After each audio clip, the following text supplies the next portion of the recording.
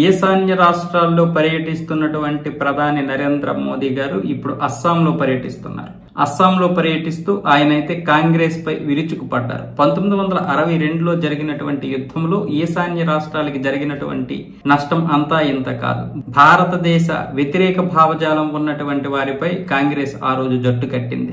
ఇప్పటికీ ఆ పుల్లు మీద కారం జల్లుతూనే ఉంది, ఉప్పు జల్లుతూనే ఉందంటూ నరేంద్ర మోదీ అయితే కాంగ్రెస్ ని విమర్శించారు. అంతేకాదు ఆపరేషన్ సింధూర్ లో కూడా కాంగ్రెస్ యొక్క భావజాలం బయటపడింది. మన దేశ పౌరులకి, మన దేశ సైన్యానికి కాకుండా పాకిస్తాన్ సైన్యానికి మద్దతు పలికింది.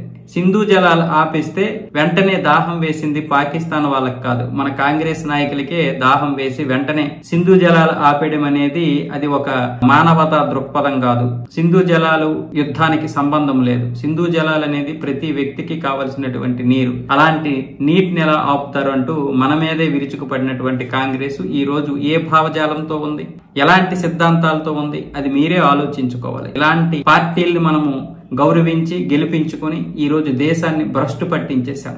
ఇకనైనా మనం మేలుకొని ఇక పూర్తిగా కాంగ్రెస్ కి స్వస్తి పలకకపోతే భవిష్యత్తు తరాలు నాశనం అయిపోతాయి అంటూ నరేంద్ర మోదీ గారు అయితే ఈ వ్యాఖ్యలు చేశారు అస్సాంలో పర్యటిస్తూ.